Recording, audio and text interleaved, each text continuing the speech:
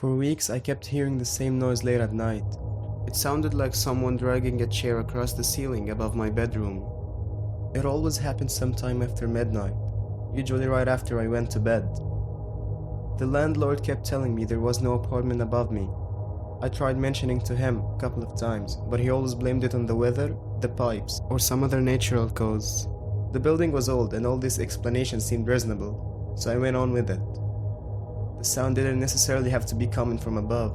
It could have been coming from somewhere else but resonated through the shabby walls of the building.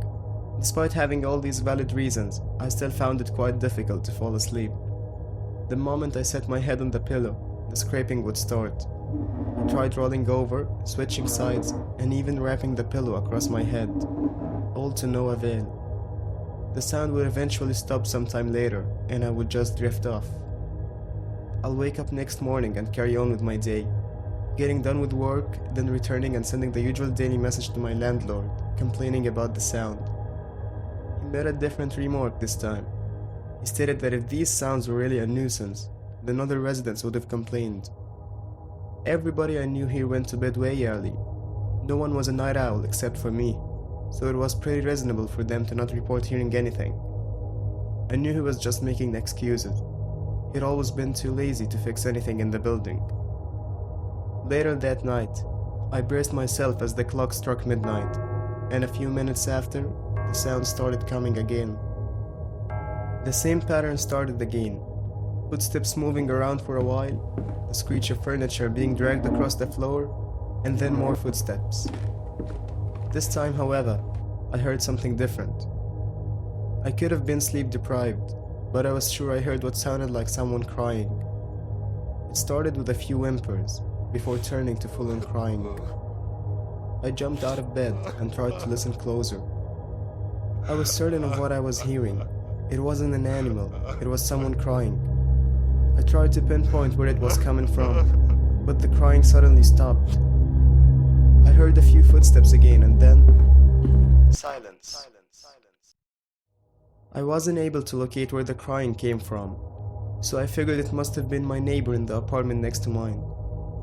He was a young guy who'd been going through a rough patch lately, and I'd spoken to him a few times before, but it was my first time hearing him crying this late. I went to bed and planned on checking on him the next morning. When morning came, I went to knock on his door, but he didn't open. I tried knocking again, but it was the same. I figured he was still asleep from staying up late last night, so I left. Later that night, as I was ready to start hearing those noises again, nothing happened. It was total silence until the moment I dozed off. I woke up the next day feeling refreshed. It was the first night in so long that I was able to sleep so well. From the quality sleep I had, I found out I missed a call from my landlord. I called him back and he told me he needed my help moving a heavy box from the attic. When he arrived, we made our way upstairs, only to find the attic door already ajar. He stopped when we saw it. His expression immediately changed. We made our way up the ladder and into the attic. Once we entered, my jaw dropped. I saw my neighbor hanging from the ceiling. Beneath him was the chair. For weeks, I thought someone was dragging it around. Now I realize it had only ever been moved to one place. If you enjoyed tonight's story, consider subscribing for more every Saturday.